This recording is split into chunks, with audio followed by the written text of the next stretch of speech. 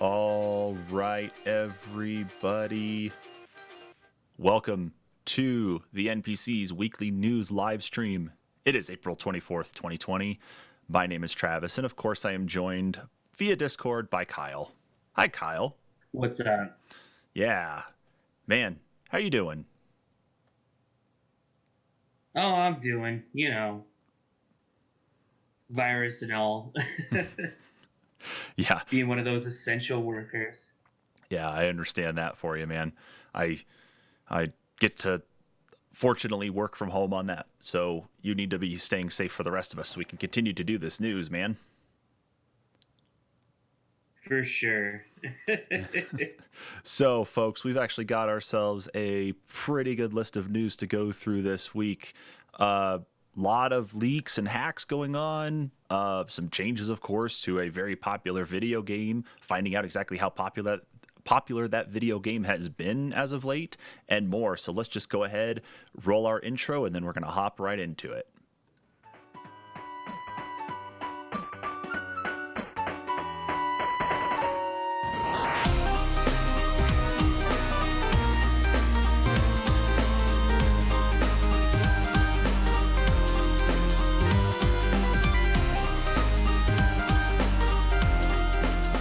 All right, so we're going to go ahead and jump here into our first story. And we right now are going to focus specifically on the hacks first and the other things going on because, of course, those are the big ones to really pay attention to. So this first story comes to us from Engadget, and this was dated as of Wednesday. Valve, no reason for alarm over CSGO source code leak. The code floating around has already been shared with partners. So there's been a lot of talk on the subreddits for TF2 and Counter-Strike about this code and exactly what it means for those who play these games still. Kyle and I, of course, on the Counter-Strike side of things. So let's just see exactly what this means for people here, or at least what they thought it meant. So earlier today, source code for Counter-Strike Global Offensive and Team Fortress 2 started to circulate, alarming gamers and modders who worried that they could expose security flaws. At least one project shut down as a precaution. However, code for the game has been previously available. This leak just spread it much wider. So directly from the CSGO Twitter, they went on to say, we have reviewed the leak code and believed it to be a reposting of a limited CSGO engine code depot released to partners in late 2017 and originally leaked in 2018. From this review, we have not found any reason for players to be alarmed or avoid the current builds. So this leaked code not only impacted CSGO, it impacted Team Fortress 2 as well. I mean, I don't know, Kyle, is there anything really still to be alarmed about with this one? I mean, the date itself, of course, says that this was code that was released in 2017. I mean, I can't think of much else for us to really be kind of like keeping an eye on or be aware of with this. Yeah, I don't see it being a big problem. I mean, it if it's something to be worried about, I'm sure this is code that's already been data mined at some point, and it's now just kind of really getting out there. So I don't think it's anything to be concerned about. Yeah, and I think because, especially with the changes that have happened in both Team Fortress and CSGO, like the way the actual games are now played, I guess is, I'm just trying to think of the way to put it. I guess more of the structure around it, especially because I think it was 2019 was when Counter Strike went free, and Team Fortress at least maybe a year or two before. Do you happen to remember? I don't remember exactly, but yeah.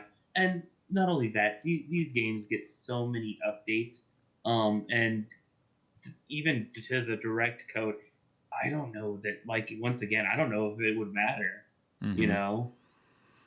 Yeah, unless someone knows how to actually, like you said, mine the code to siphon off what they need to reverse engineer it to do something.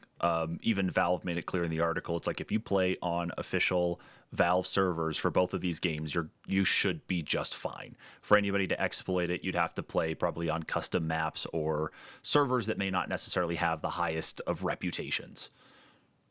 So I don't really expect anything of this though, but with a lot of people at home right now, and Team Fortress 2 and Counter-Strike still pretty popular for people to play. It doesn't really shock me though that there is that much concern, or that there was that level of concern before Valve went and looked at it and found, it wasn't necessarily a problem. Right. So that one's definitely the first part of it. But don't worry, folks. We actually have more that's going on right now, especially in the world of things being hacked. This one comes to us from Kotaku, and this was actually posted this morning. Nintendo confirms around 160,000 accounts breached. Nintendo has confirmed the possibility that as many as 160,000 Nintendo accounts were breached in a hack earlier this month. According to Kyoto-based game maker, the Nintendo... God, someone wrote that sentence all weird. It messed me up. The Nintendo account breach was connected to users with Nintendo Network ID logins. Starting today, the company has disabled the NNID login function and reset the passwords of the affected accounts. Nintendo is asking users to turn on two-factor authentication. It doesn't say anything explicitly, though, as to what the breach may have gotten. But it even makes it clear here that the Nintendo Network IDs were originally connected to the Wii U and 3DS systems. And because there's not much happening, especially in the 3DS environment anymore, and the fact that the Wii U is basically dead, I don't know exactly what this is going to affect. I mean, we've even seen it, being gamers, and see how Nintendo's online system is. Some of it. And I had heard that some of it had been tied to random VBuck purchases. So I don't know if that's hackers, just digital currency mining, making purchases. And is there a way to transfer VBucks? I don't play Fortnite. But no, that's actually a really that's good question. That's what those are for, right? Yeah, that sounds exactly right. Let's see. VBucks transfer. Just kind of Googling here off. So the game itself is free, but need to use in-game VBucks by customizations. While you can't directly gift VBucks to another player, you have a couple options to help them get their Fortnite fix. Buy them a gift card for the platform of choice, or buy a bundle with specific content. Okay. So yeah, and it looks like even here from Epic Games, just a little farther down on Google, it says V-Bucks purchased on the Nintendo Switch and PlayStation 4 are only available on the platform they are purchased on. So if this did truly affect anything specific with Fortnite, if that's what you saw, the person who actually went and did that couldn't move it to any other version of the game. It would have to be the Switch version.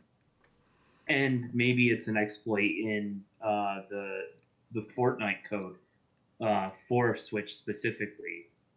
Who's to say? But I had just heard that it was through VBucks.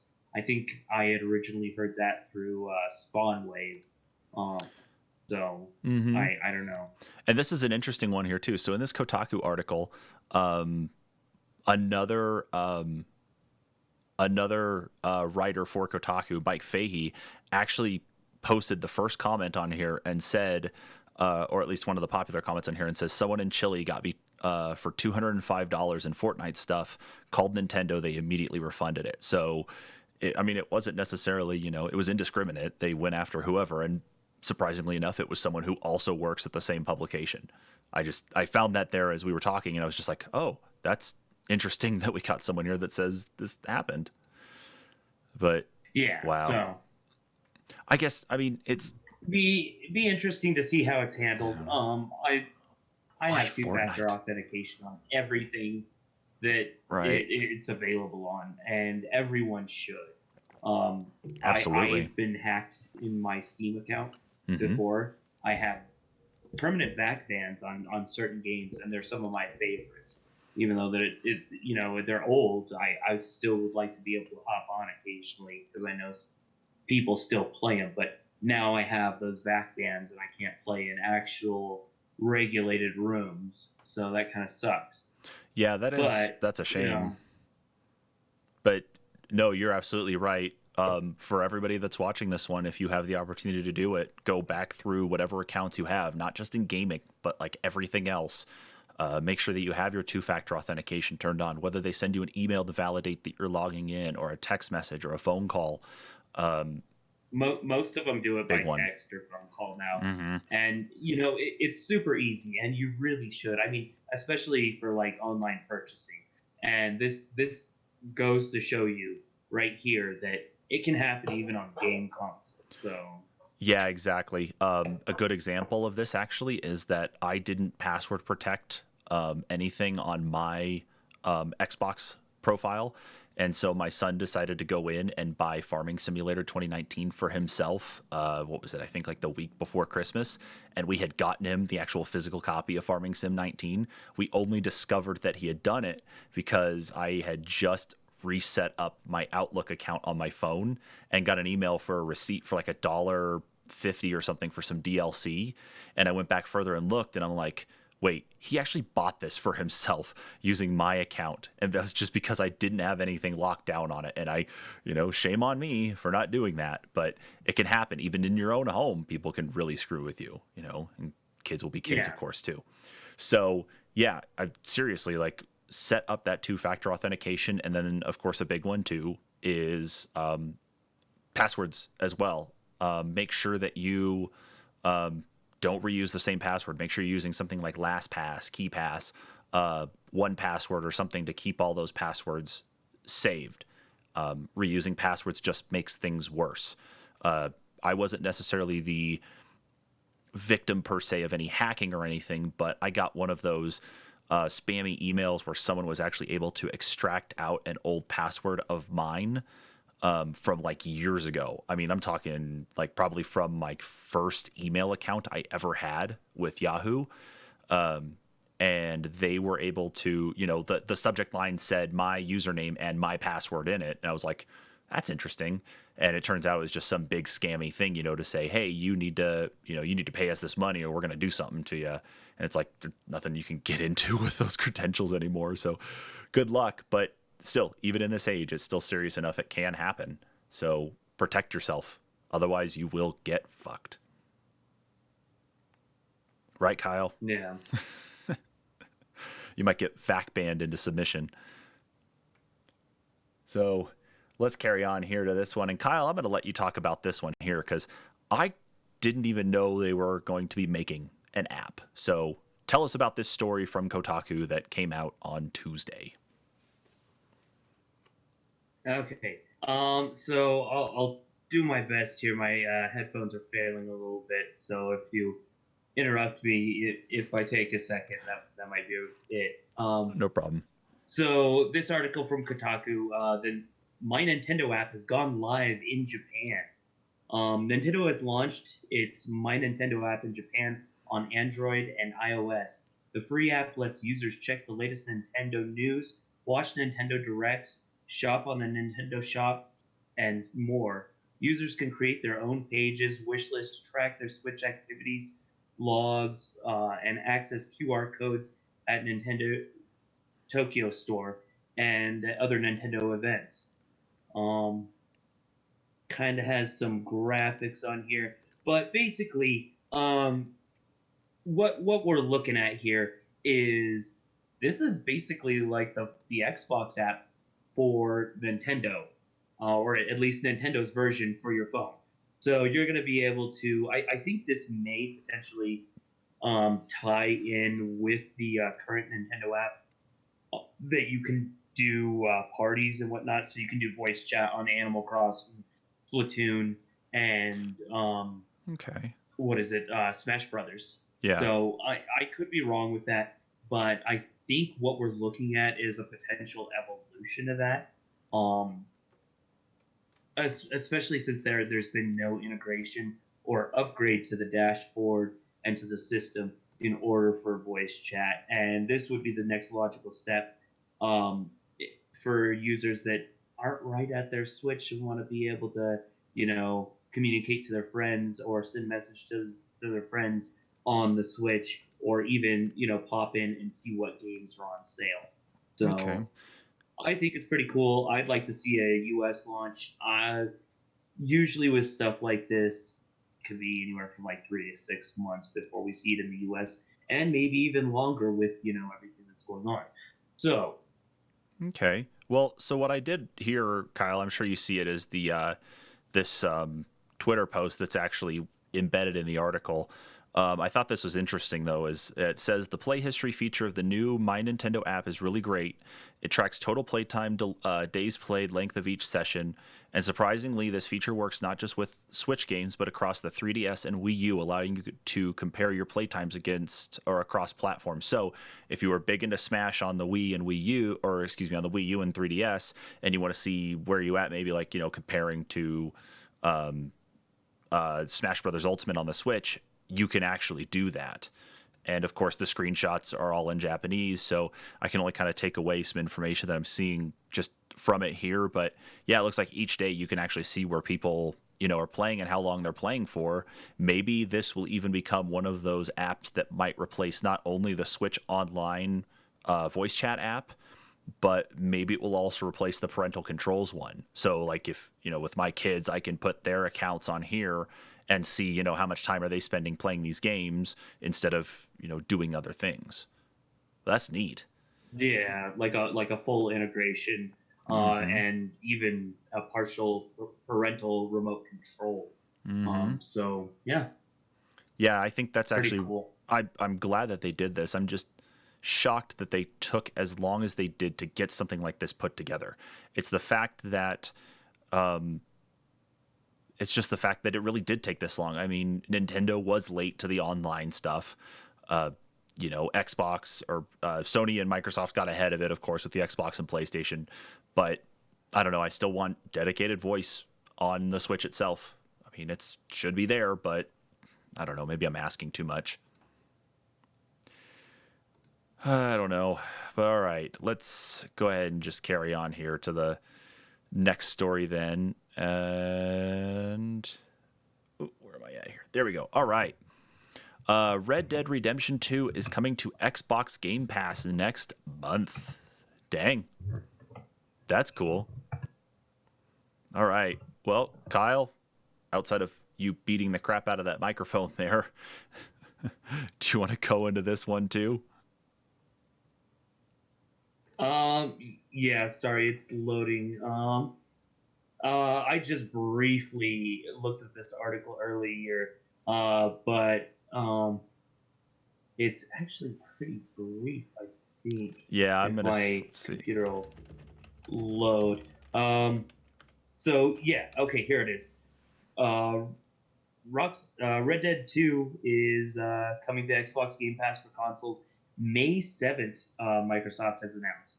Nice. Rockstar's 2018 open world western will replace Grand Theft Auto 5. That kind of sucks for like me and Dan, but which leaves the subscription service on the same day. But anyone with an active Game Pass membership can already preload the former onto their console from today. So Nice. it's available to preload right now. If you haven't already seen it, it should be up on the store. Announcing the news in the blog on Xbox Wire, Microsoft Community Manager Megan Spur confirmed that the offer applies only to the console version of Xbox Game Pass, meaning those who want to play Red Dead Redemption 2 on PC will still have to purchase the full game instead.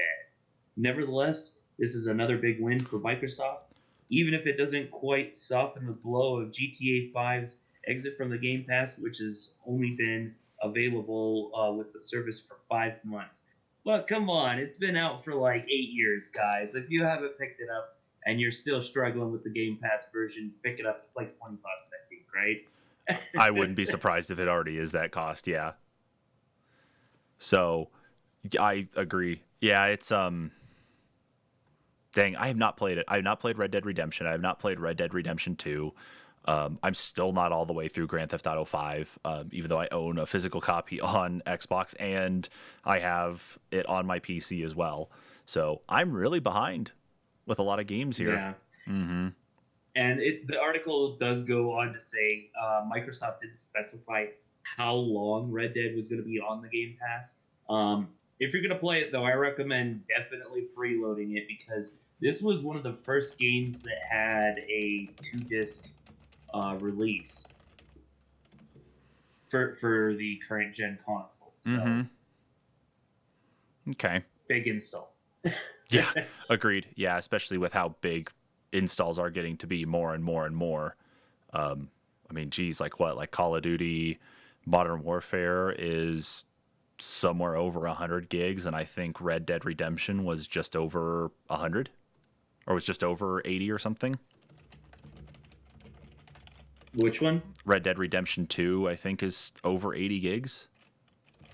I've got my Xbox on. I can check real quick. Let's see. According to the support page, Red Dead While Redemption we're 2 weighs in at 99 gigabytes on the PlayStation 4. Xbox One owners, meanwhile, will need to have 107 gigabytes to install the game. Holy shit. I mean, like, Yeah, and literally, holy I shit. just bought Borderlands 3 from my PC, and it's like 90 gigs. So the game installs are freaking ridiculous nowadays. They really are. I can't believe exactly, like, how big these games are actually getting. Like, I think even Doom Eternal, shockingly, was smaller. I think Doom Eternal was only like a 40 gigabyte install. Oh. Yeah, it wasn't even that big of an install, but it was still that, it was still a good looking game. But, compared to things like Red Dead and Grand Theft Auto, and I guess I don't really want to say that about Call of Duty, but, it's not open world. You don't have the open area to explore. You don't have all these different assets that have to load up at a certain, point in time. It's very linear, is what I'm saying. So, right. That's why at least it could probably end up being lower with textures being reused and so on anyway. But yeah, you don't have to be that expansive, and the AI is not as in depth as something in GTA or Red Dead. So, wow. Okay. Let's see. Well, cool. Maybe I'll have to go and actually download it. Maybe I'll have to delete some stuff off of my hard drive on my Xbox and go and get Red Dead. I guess Call of Duty, yeah, it's 175 gigs on PC. Ugh. I didn't think I had installed that much. I mean, I don't even actually have the full Modern Warfare install. I mean, maybe I do, but I've got Warzone, and that's it. So I don't know. The full Modern Warfare install is 175 gigs. Okay. So that's insane. Yeah, that is really rough. But all right, fair enough on that one, I guess. Let's move on here to the next story. Of course, with coronavirus right now going on, and a lot of people being stuck at home, of course, video game sales have been on the rise, especially we talked about it 2 weeks ago, I think, was the shortage of Nintendo Switch consoles. And we're now at a point where the Switch consoles are now starting to show back up on the shelves and that. But of course, you need games to play on those. So this article from Business Insider from the 21st, Animal Crossing and the latest Call of Duty dominated March as game sales spiked while millions sheltered at home. So a couple little tidbits here. Video game consoles and games were in especially high demand in March as the coronavirus pandemic forced millions of Americans to stay indoors. Sales of video game hardware, software, accessories, and game cards. I assume game cards is probably like currency cards or something, like you're going to load $25 into Steam or so on. Topped $1.6 billion for the month, according to the NPD Group's monthly report, the biggest March for the game business in over a decade. Nintendo was the big winner with Switch console and Animal Crossing topping the charts, and the Switch outsold the PlayStation 4 and Xbox One, and Animal Crossing joined Call of Duty Modern Warfare as the top of the 20 best-selling games list. I mean, that's pretty big. I mean, I don't know what else really there is to say about that, but we can at least go through the list here and see what made it. So, as they said, number 1 was Animal Crossing. 2 was Call of Duty Modern Warfare. The remastered version, of course. We've got MLB The Show 20, Resident Evil 3, NBA 2K20, Doom Eternal, Persona 5 Royal, Grand Theft Auto 5, shockingly. But I wonder if Grand Theft Auto 5 specifically was because of Game Pass. I mean, it's talking about purchases, but I wonder if they still take downloads into consideration. I don't think so. I think it's straight sales figures on that one. Okay. Borderlands 3, Mario Kart Deluxe, Neo 2, Red Dead Redemption 2, FIFA 20, Super Smash Bros. Ultimate, Pokemon Mystery Dungeon Rescue Team DX, Madden NFL 20, Just Dance 2020, and yes, I was one of those who actually purchased it, and I do play it, and it is fun. I don't care what anybody says. Star Wars Jedi Fallen Order, Mortal Kombat 11, and last but not least, the Call of Duty Modern Warfare 2 campaign remastered. So, yeah, I mean, in reality, I want to point out something. yeah. A lot of these have to do with like interaction with other people. I mean, I guess yeah. It's like let's see, like In some form or another, whether it's mm, a competition or yeah, exactly. the Like Mortal Kombat 11, of course, being one of them. Just Dance, Madden, Pokemon Mystery Dungeon, no. Smash Brothers, Smash FIFA. Brothers, FIFA, Yeah, Red Dead I has guess the Red Dead. online. Mm-hmm. Neo has the where you Mario Kart, can yeah. call other people into your game. Mm-hmm. Mario Kart, same thing online. Borderlands, you can have what up to 4 people, or maybe it's more now. Grand Theft Auto, of course, the online. Persona, not so much. The one thing I Mm-mm. was No surprised I Persona. didn't see on here, and maybe it's because it's last month's sales figures too, is I was gonna throw an article on here. Actually, Black Mesa was one of Steam's top selling games of last month. Wait, which game? Black Mesa. Oh yeah. I wonder if there is anything here. Let's see. Black Mesa sales numbers. It doesn't. I don't know if you'd ever actually find those sales numbers, but yeah. I mean, it's got a overwhelmingly positive score of all reviews on it at 34,110 for that game. I mean, it's only $20, so yeah. I actually don't. I don't doubt that one bit, Kyle. I really don't. Which is funny because how long ago did Half Life release, and that game's been or at least Black Mesa's been in production for 10 years. Is when they literally to the day I think when they finished the project and launched it for full release. Mm-hmm. So I think it's great being a Half Life person, but I mean that is last month's sales figures. We are talking about this month, but Yeah, agreed. I mean, like, what else? uh, We've got like what else has come out? What has come out in April specifically? I'm just trying to think right now because with Animal Crossing and Doom Eternal hitting on March 20th, I mean, those were some pretty big titles to hit the same day. Final Fantasy Remake was this month.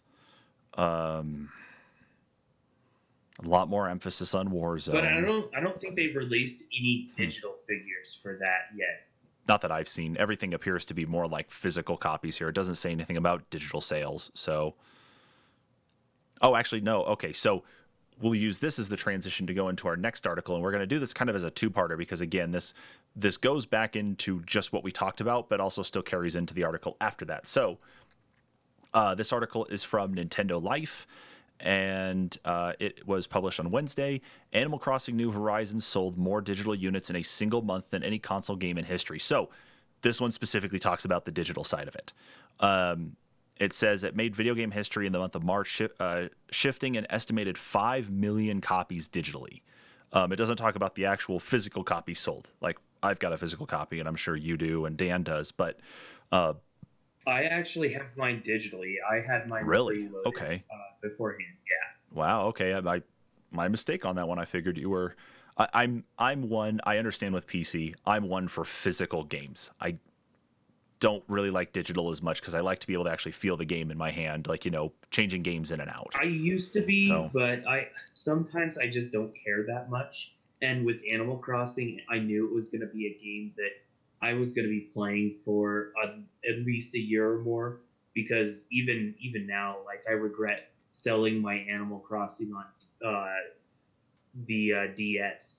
So oh, okay. I figure it's one that I'm going to continue to play. I don't really need the physical cartridge because then I have the ability to just switch over and play it anytime without having to take out my Pokemon cartridge or other cartridge games that I might own because I do have some that I have physical cartridges for. No, and that's fair. No, that's perfectly fair. Um, so the article says that this sales figures for Animal Crossing New Horizons broke the console record for monthly digital game sales, which was previously held by Call of Duty Black Ops. Okay, let me say this here. Call of Duty Black Ops 3. Not 4, but 3. So it took that long for a game that, like, let's see, when did... I know Black Ops 4 was, like, last year or the year before that, but Black Ops 3 came out in 2015, which means it literally took 5 years to unseat that, and it ended up being Animal Crossing. Dang. A shooter, especially a very popular shooter series, was taken down by Tom Nook and his ever continuing love of screwing you out of bells by giving you loans for stuff you probably don't need, but you really do need to actually progress. So, Right. But yeah, especially because here it even says like digital gaming revenue in general in the month of March reached a record total of $10 billion. So that's definitely nothing to balk at. And fortunately, I mean, we talked about this in a, I can't remember if it was last month's or not last month, but last week. Yeah, we did. In last week's news, we talked about how there's been delays for things to come out. I think it was a couple weeks ago actually too, but with Last of Us 2 being pushed off indefinitely because they were close to finishing it, but they couldn't get where they needed to remotely, so they just delayed it indefinitely. An example, of course, as of recent news too, which I don't think we have the article for though, is that Fortnite's upcoming season has also been delayed. And several of these other things that are going on right now too have also been delayed because of the virus. So hopefully, even with all of this going on still, it might show enough that's like, okay, the industry's robust and can actually survive what's going on, I guess depending, of course, on whatever the situation is for these developers at home, that they can actually get in and make these games, without issue.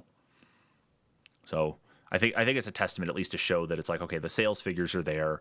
Granted, these games were made, prior to everything blowing up, but maybe it will still help at least offset some of the chaos that is the virus. So, Right. yes, Right. yeah. So let's move in here to the two-part of this story here, and of course, this one's fun in its own way, especially with Animal Crossing. This one comes to us from Polygon, and this was published on the 22nd.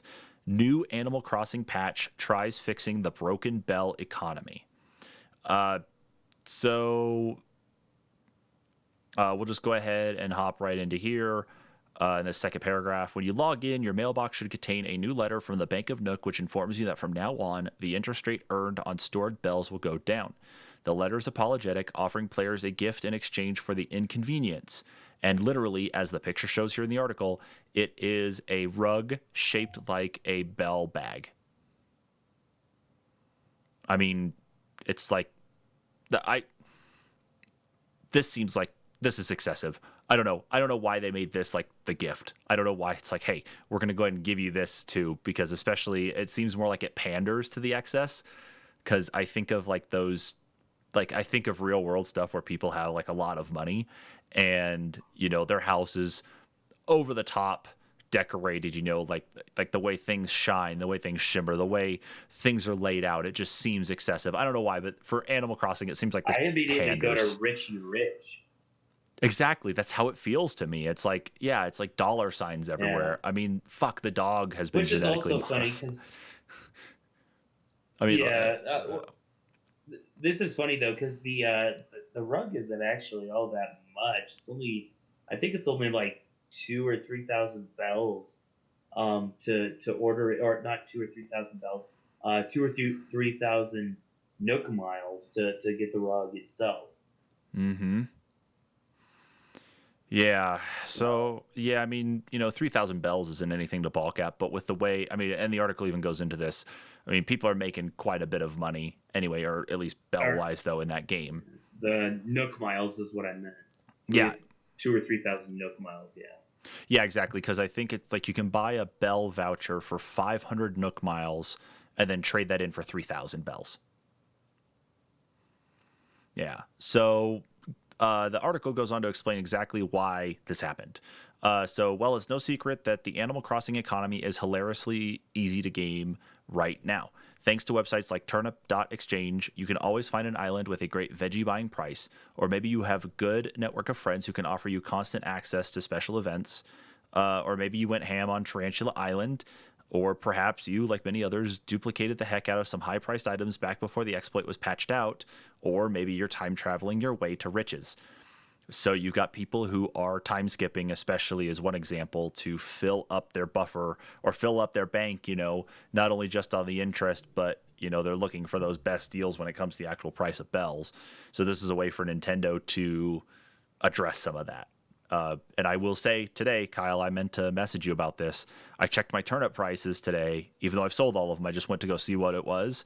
My turnip price this afternoon was 42 bells a turnip. Yeah, I got lucky in that whole mess.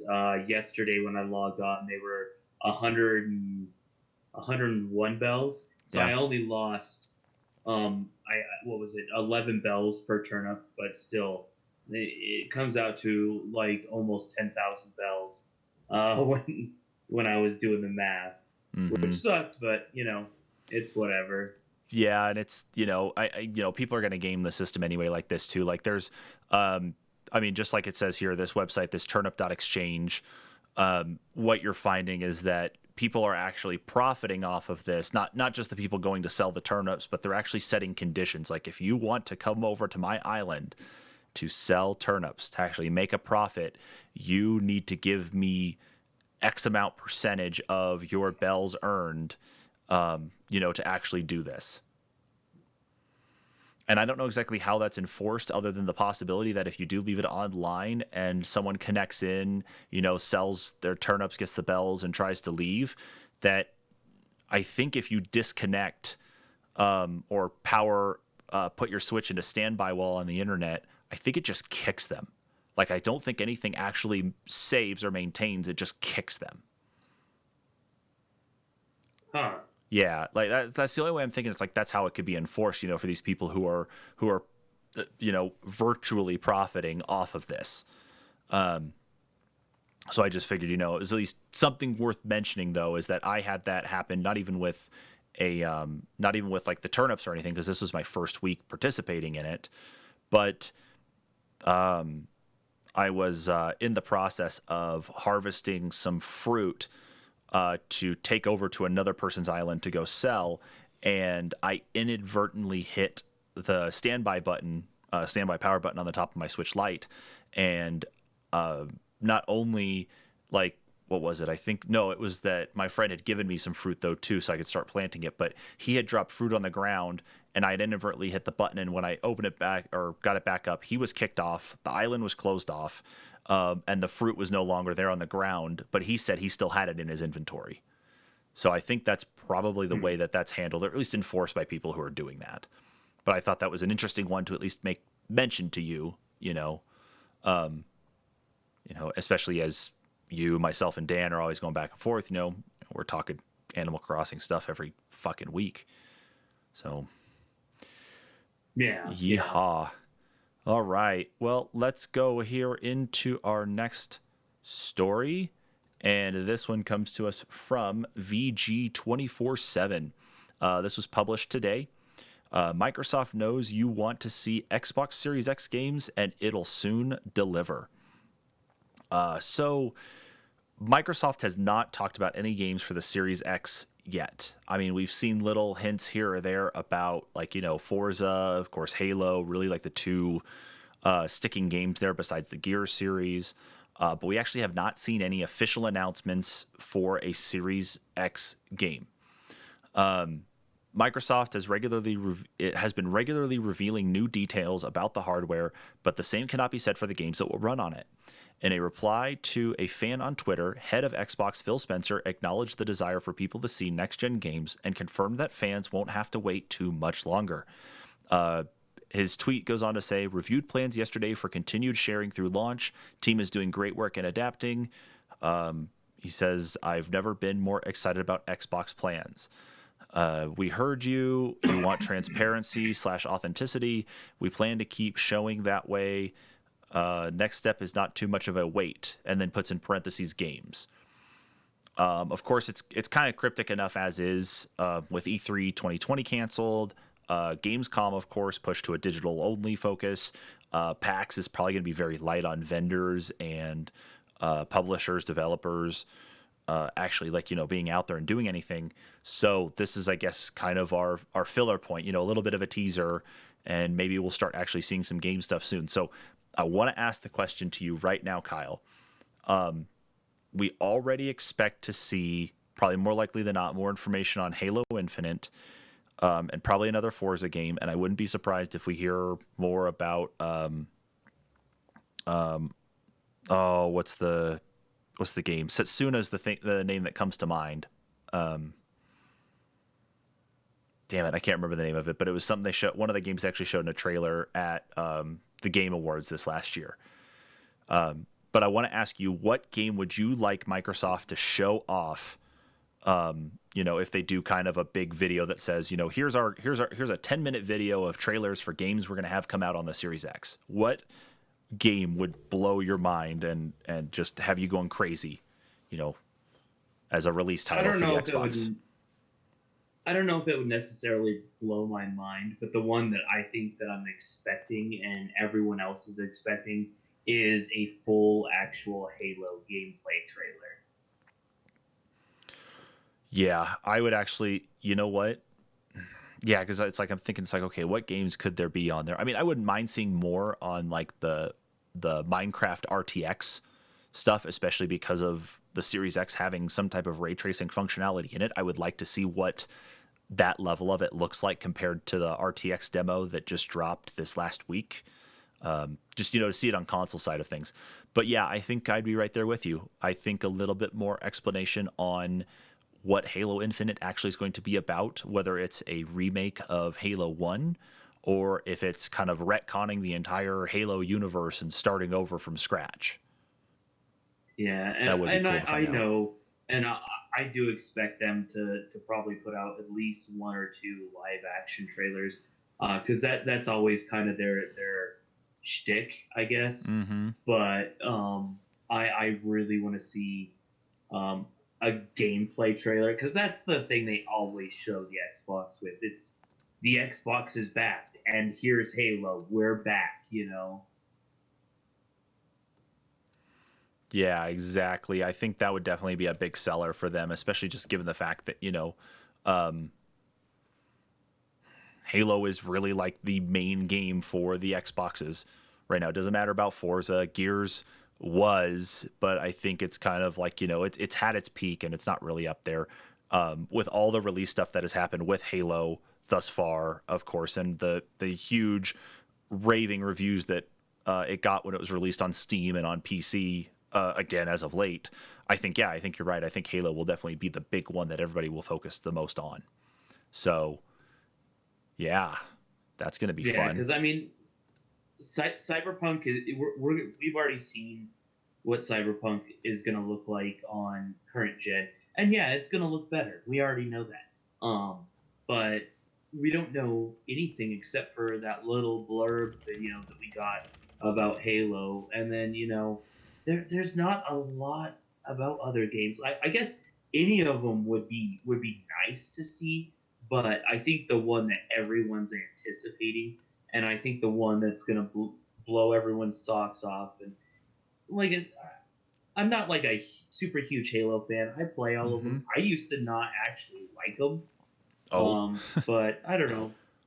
Yeah, no, I got into them, but I think that is the one that I'm looking forward to seeing. I want to see that as the big announcement trailer.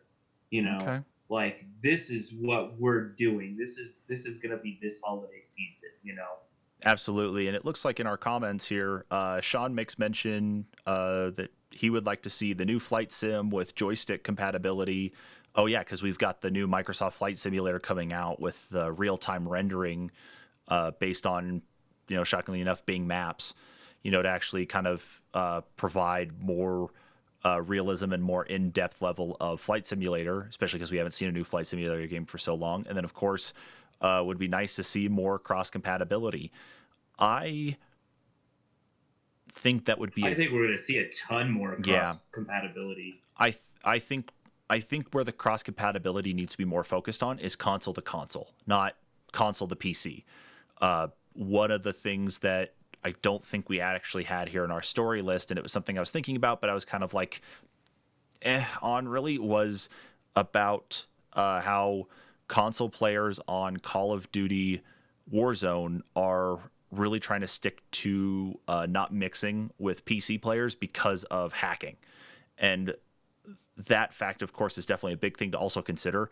I went in and played against console players, and nothing against them, but because I'm playing with a keyboard and mouse or playing with a controller, it was kind of boring.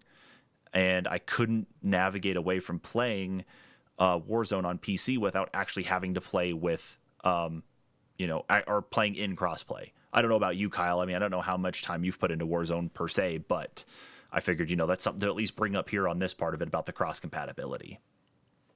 Well, yeah, and honestly, I had put in some decent time the last few weeks.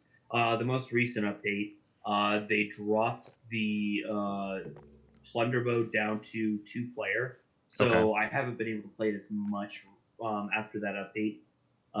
Because I don't know, I like the 3 4 man squads. 4 man's a little overdoing it, but I don't know. My brother plays on PC with us. Uh, Okay. it seems to work great. But I don't know. I think he's had some of the issue where it's maybe a little easier for him.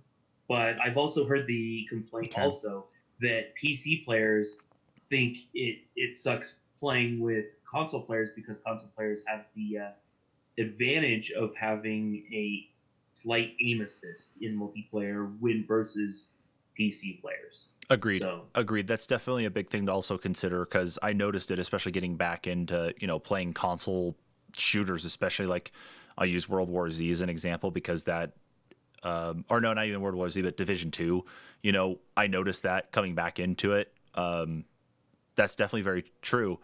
So yeah, that's definitely a big thing to also consider is that, maybe PC players aren't cheating and it's just, you're more fine tuned with a mouse and keyboard, but at the same time, on the console side, you do have that bit of aim assist. So let's see here. So our viewer Sean here, of course, is still kicking in. He says, Shroud actually claimed that Modern Warfare consoles have a handicap with an aim assist. Also makes sense. And they also changed Plunder back to trios today. So, okay, so they had a mode that no. actually So changed out of maybe it. Okay, I'll hop on that again. So okay, we'll see. agreed. But yeah. All right, so let's see here and move on into our next story. Actually, and this one comes to us from Eurogamer, and of course, it's that time of the year again because we already saw PlayStation 5s. Here is the Xbox X or Xbox Series X logo. That's it. That's it. It's Yeah. Series on its side and then an X. Okay. I'm glad that Microsoft isn't like, oh, guess what, guys? We got a big announcement to make. Oh, we've got this huge announcement, guys, and guess what? It's our logo. They're just Dude, like, see, oh, by the way, this is our logo. I know, yeah, and You see know, they did that at CES especially was the fact that yeah, CES 2020 is when Sony had their big booth or their big keynote presentation like they normally do, and then it's like, okay, cool, here's the stuff about PlayStation 5, just a rehash of what we already told you, and whew, here is our logo. And it's like, wow, it looks like a PlayStation logo. This one, of course, doesn't follow the normal scheme for the Xbox logos anyway. The Xbox logo as of late has been the circle with the X on it. Of course, superimposed on it to actually, curve along with the circle itself, more like a globe.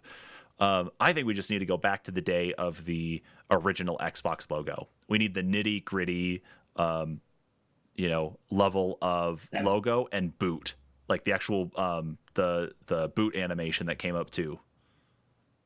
yeah, the it's alive inside animation. Absolutely, I want that back. You throw that at me, Um, I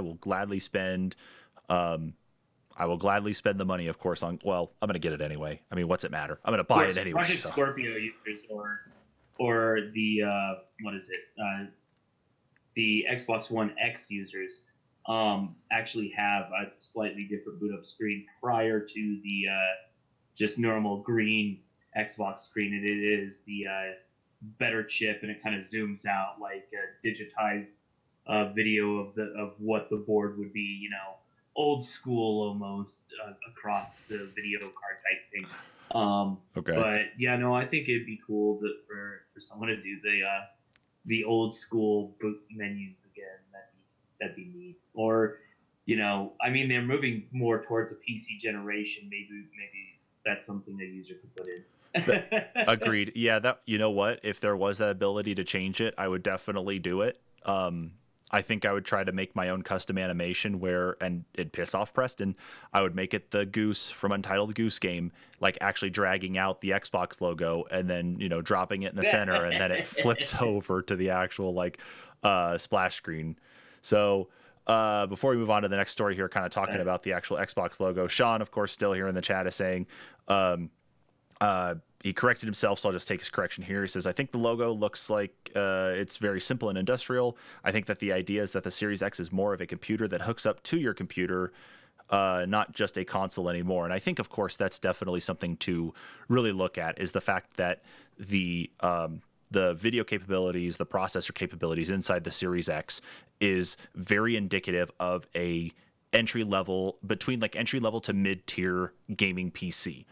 And one of It the does kind of look like the Razer logo or something. agreed, yeah, it does have that same level of being a Razer logo. I have a flashback to that same. You could even look at the same too of if you want to look at iBuyPower, or even like what CyberPower has put out recently too as their logo. That's definitely a good example, I think, and I'm glad you actually said that. But I was kind of hoping, of course, with all this lead into being PC oriented and such, that by the time this comes out, could this thing be a dual boot machine that's a combination console on one partition of the hard drive in there, and on the other one it's a entry level gaming PC? But I think we're far enough along in now to not actually see anything about that yet. I think we would have heard something by now. I'm sure there would have been something leaked out that says, oh yeah, this is running Windows 10 Pro on the other side.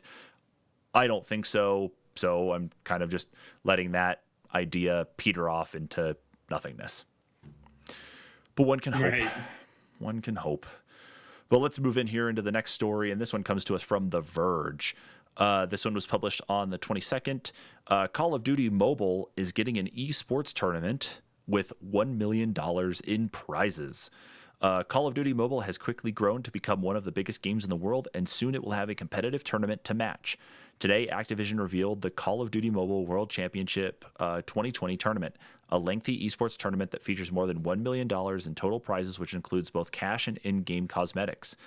Online qualifiers for the tournament kick off on April 30th and will run through May 24th, after which the tournament will begin. Details like the structure of the tournament, how prizes will work, and where fans can watch are slight at the moment, but you can find out how to qualify here.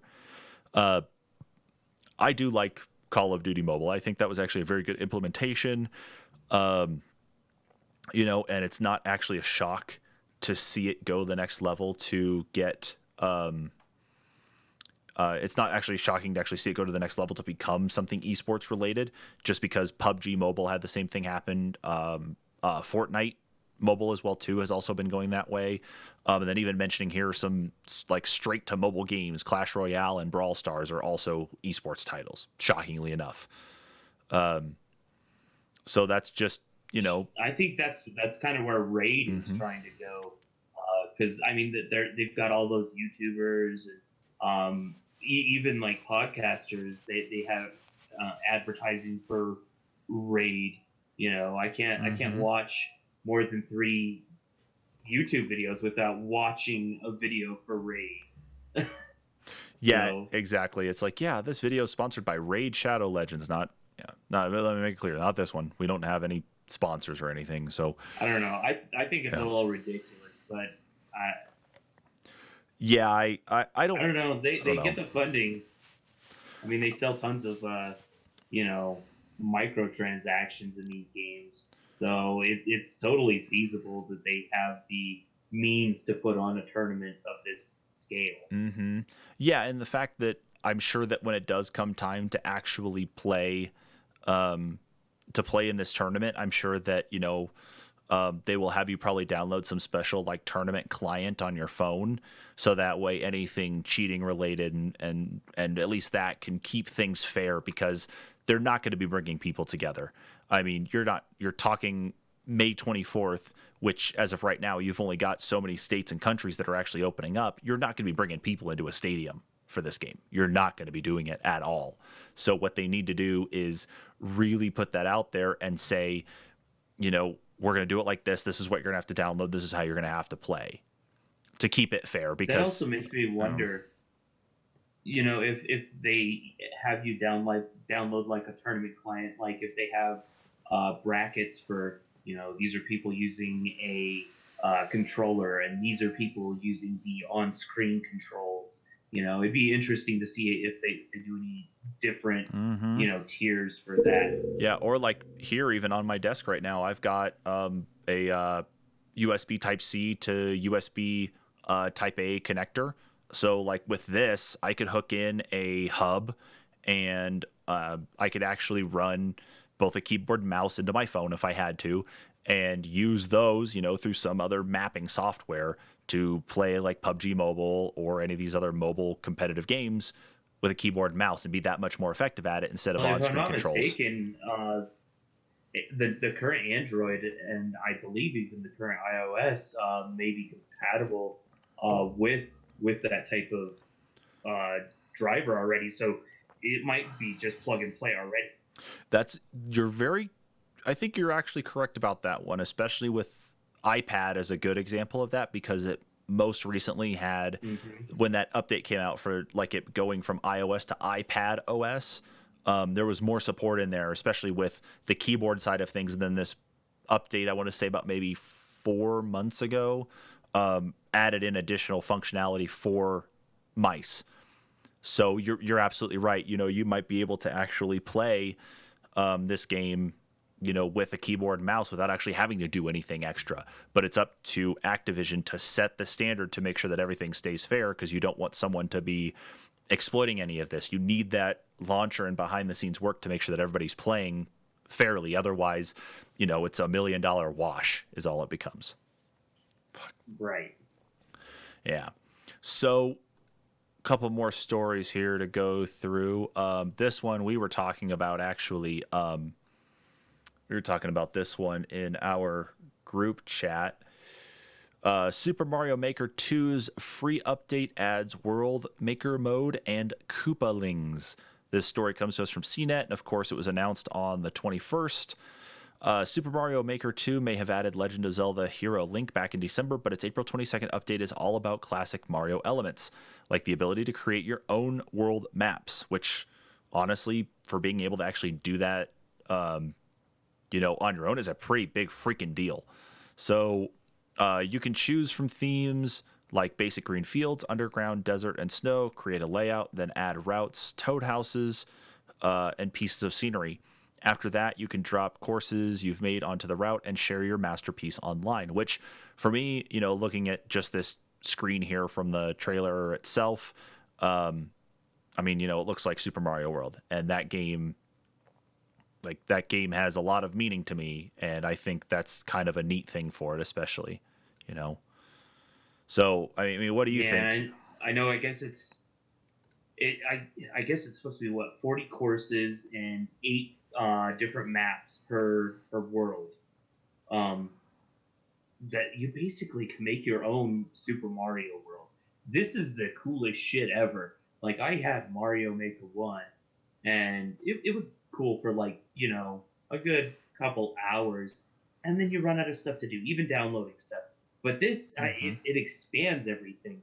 You have people that design these levels that to try and tell specific Mario stories and it's just a level. Now this gives you the whole option of making the whole world, you make your own Mario story.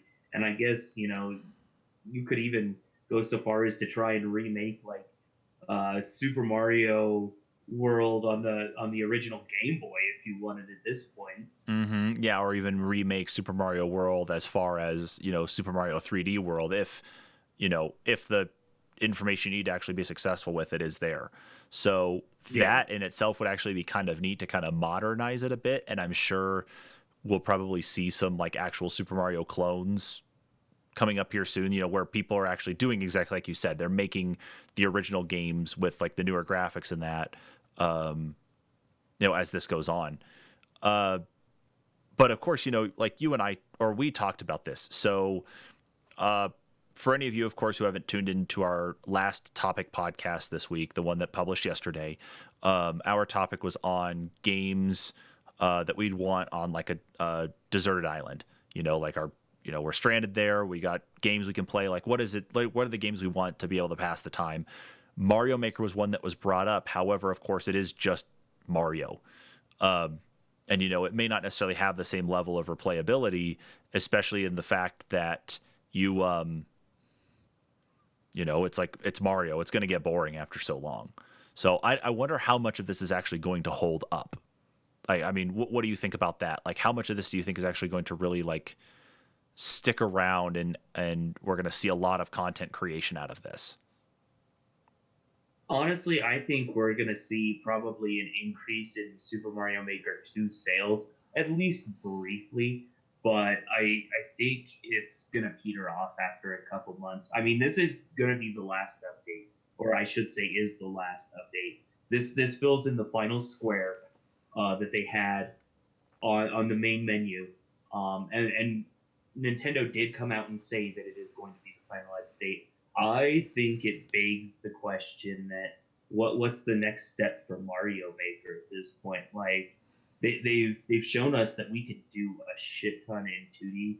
I think we are up for maybe not even on the Switch. Maybe it could be on Nintendo's next gen. But if we see another Mario Maker, it's going to be a 3D one.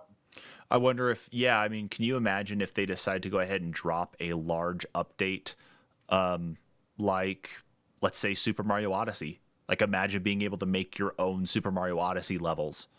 And you think about the chaos that comes out of the Mario Maker hard levels. Imagine an Odyssey level where you have to really rely on using that hat to get around.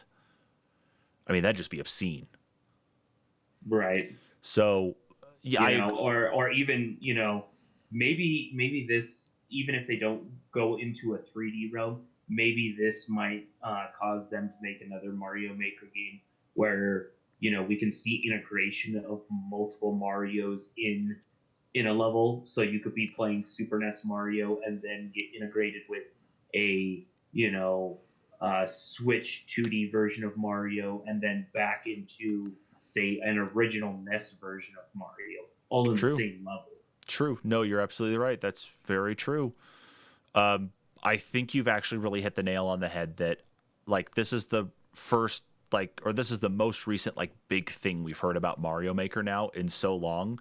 I think that might be the last true update that we actually get on this. I don't know what else there is to actually offer to, like, to make Mario Maker that much more, wanting, I guess, like, or I'm trying to think of the word, like to bring more people in for it. I mean, it's been out there for so long Yeah. now. It's been a game that's been out at least 2 years now, I think. Sounds about right to me. Maybe a little less than that. But that's what I'm just wondering is like, is that going to be enough to bring people back to play this game that's been sitting on their shelf? Or maybe you're right. Maybe they'll pull some analytics from it that says like, okay, we've got people uploading this many levels or this many worlds, and this is where we're seeing the value of it. So we know going to Mario Maker 3 or whatever's after, this is what we're going to deliver next to make it different than the last one. So, yeah, wishful thinking, of course, from Nintendo fans here. I think it's really cool. Oh, I agree. I think it does look really neat, and I'll tell you, like if I can pick it up, I don't own Mario Maker 2 yet, but if I could pick it up, and I would love to actually see what my kids do with making worlds. The only Mario game that they've actually played has been Odyssey, at least as far as I'm aware. So they got a lot of catching up to do with what I've played all the way through my life as Mario games. I would love to actually see them take some of those older textures, older levels, and make their own thing. So might actually have to be something, I need to pick up and see what they can do with it, especially with the new update. So Yeah. yeah. Yeah, I'm thinking about picking it up myself with everything. Just because that was the big thing that they were missing was the ability to um, make your own worlds. Mm-hmm. Yeah, and that's always what it's been. But now it's like, okay, I think Worlds was, of course, it's been retranslated back to maps, and now they're bringing it to the next stage of things. So that's what we've got. If we do pick it up, we'll do a once over of it, and we'll let you guys know exactly how it is. But let's move on into our second to last story on the list for today. And of course, this is also from The Verge. This was published on the 23rd. More than 12 million people attended Travis Scott's Fortnite concert.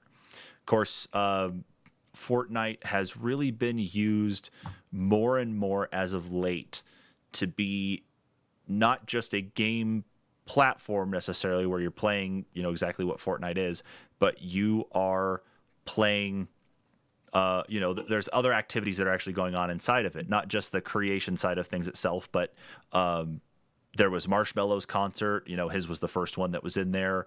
There was, there was a lot of stuff, especially revolving around Star Wars and the Rise of Skywalker, because like J.J. Abrams was even on there too, and it's like they showed off new footage. They had the integration of the Stormtrooper armor, of course, as a cosmetic, and now here we are with And Travis there's Scott. actually been some merchandising from it too, because I know they sold Really? Fortnite merchandise for the Marshmallow stuff. Yeah, so they're making money off like real world merchandise as well. No, and you're absolutely right. Yeah, because I remember at Halloween time when we were looking for costumes for the kids, the big section of Fortnite stuff that they actually had a Fortnite Marshmallow costume.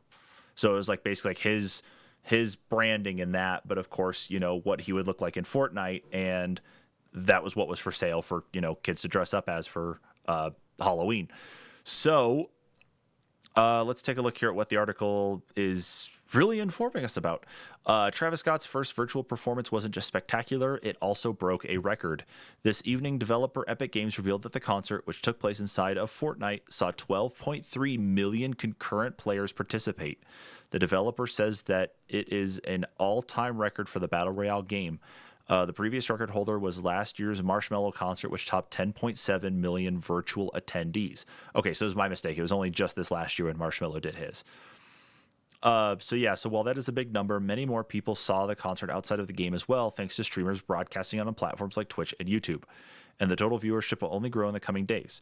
For those who missed tonight's show, there's good news, as Scott's performance is a mini world tour of sorts, with a handful of dates throughout the rest of the week. So they've actually got a list here on The Verge of how and when to actually catch the performances, whether they're going to be stuff that's live streamed or it's stuff that's going to be, or it's like here's where you can actually get in and go watch it in game itself, which, that's cool. I mean, with what's going on with coronavirus, even like some DJs have actually turned to making a concert hall that they normally use for like raves and other events. They've actually, what was it? One of them actually rebuilt it in Minecraft, and it had a waiting list to get in. Like every time people would try to connect, they had so many people come in, the server would crash, and they were actually giving away texture packs, specifically like texture pack shirts. So it's, it's like you actually go to a rave, you're going to a concert, and you can actually buy, a band shirt. It was about the same way.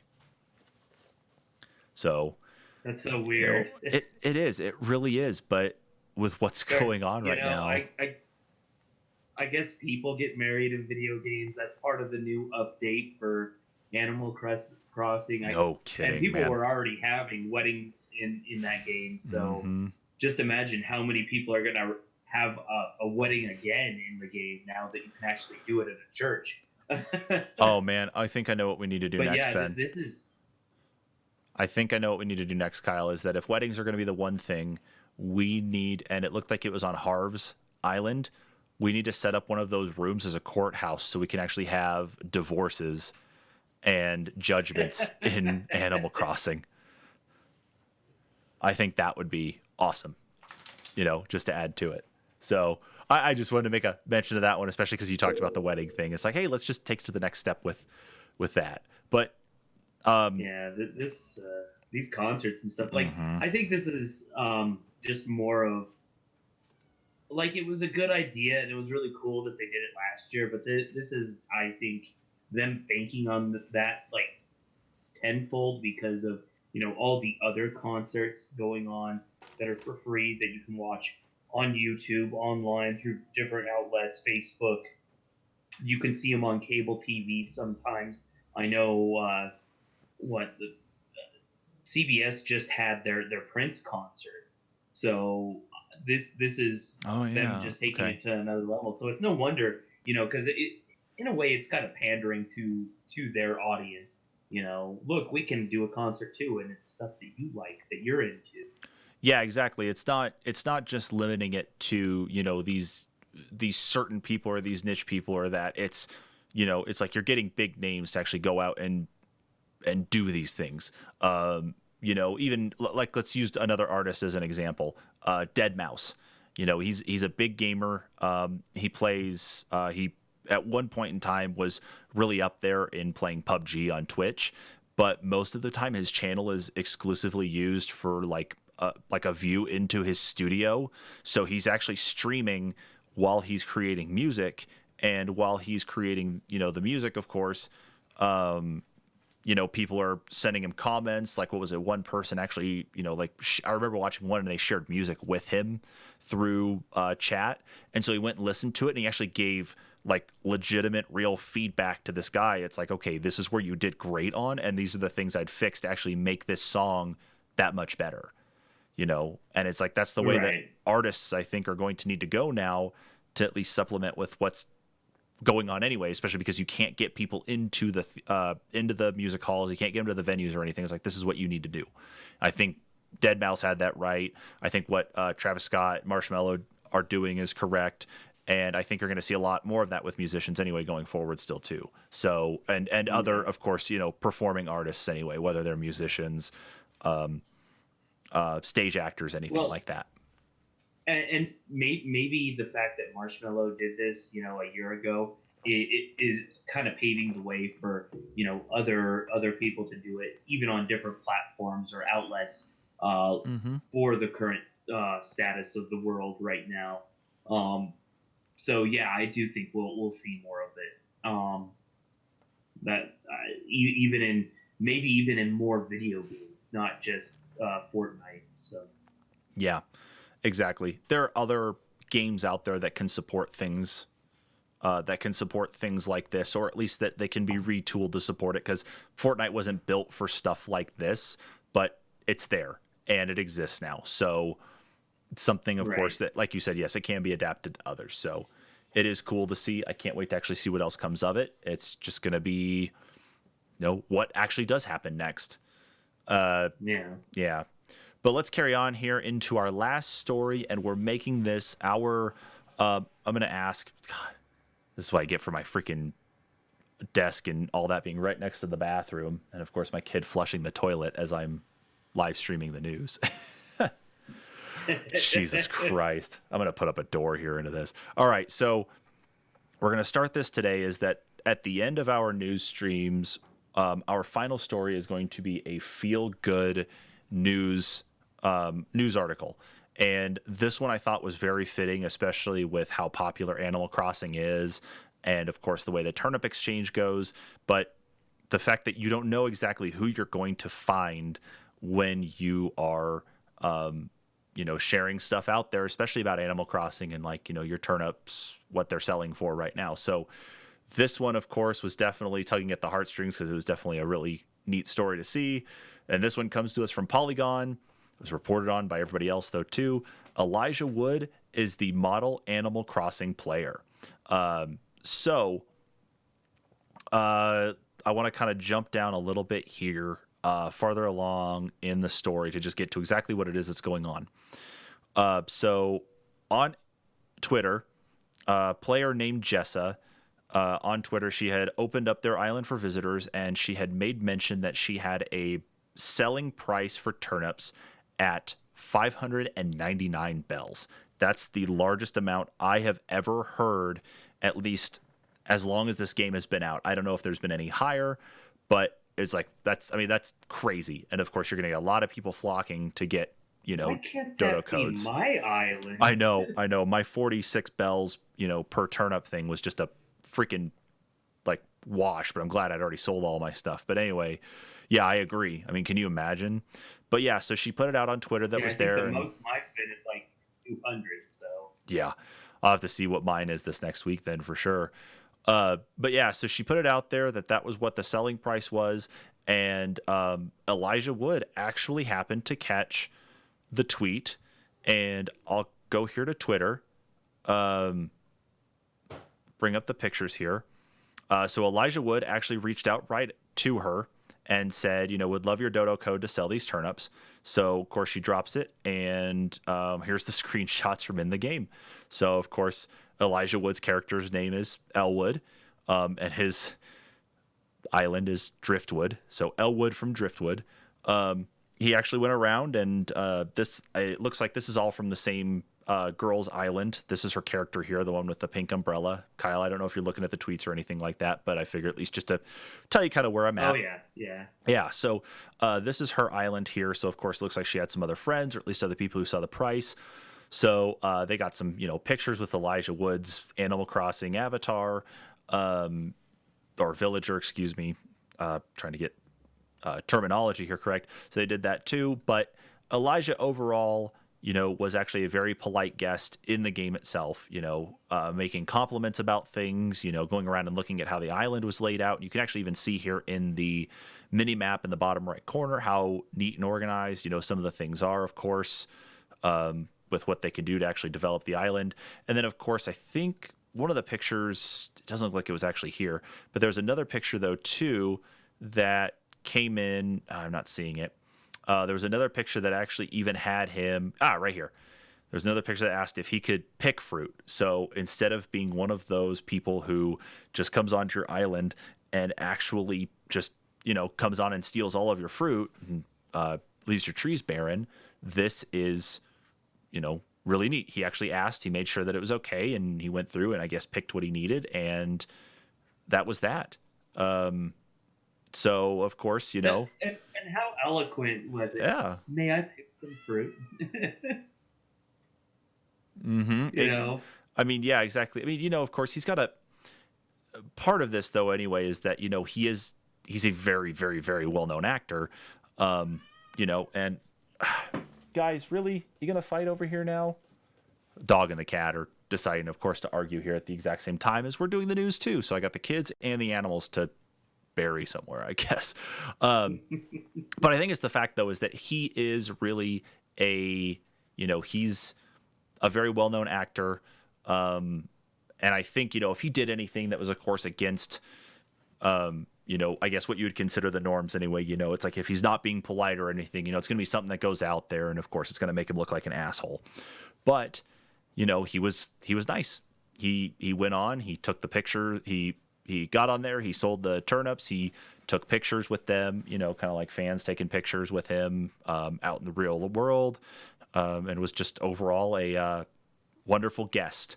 And so, it's really neat that, especially as things are going on, that you could just have a celebrity, if they reach out to you, they can just hop into your island and say hello, and do this with you. You can't get that, I think, in any other game right now. I don't think you'd actually get that like with a celebrity and a shooter. You wouldn't get that you might get that maybe like in an MMO. Minecraft would be maybe another example, but most of the time they're playing on private servers or on their own, local running instance of it. I think Animal Crossing has kind of opened up the door for that being a different thing to do. So good on you, Elijah Wood.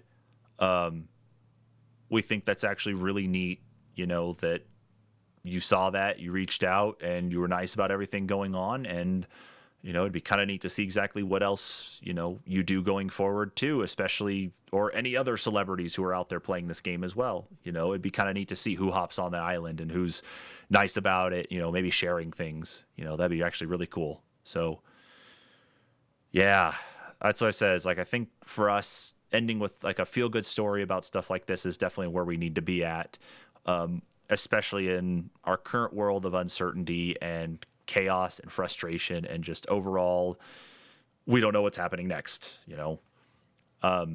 Kyle, was there anything else you wanted to bring up for this week's news stream? Not that I can think of that we missed. Yeah, I think we did at least Yeah. we did cover a couple things we didn't actually have articles for, like the the Warzone console and PC crossplay stuff. That was definitely one at least to bring up there. But yeah, I think this week wasn't too bad necessarily in the news, but it's always changing. Never know what's going to happen in the next week. So, Kyle, if you've got nothing else, man, we'll just go ahead and wrap things up here. So, thanks everybody for tuning in to. Oh, fucking dog. Now he's scratching himself. I can't get any fucking silence when we're doing the fucking news. God.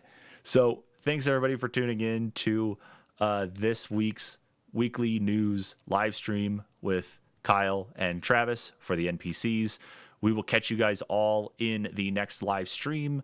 We will have new podcasts up this next week. And don't forget, if you have not checked out our YouTube channel or you're watching this on our YouTube channel right now, make sure to hit that subscribe button. We just put up a what it's worth for what it's worth for Ori and the Will of the Wisps. Preston did a really good job on that review, so please make sure you hop into that, take a look at it. Make sure that when you do subscribe, you hit that notification bell so you know when we put videos up and we go live.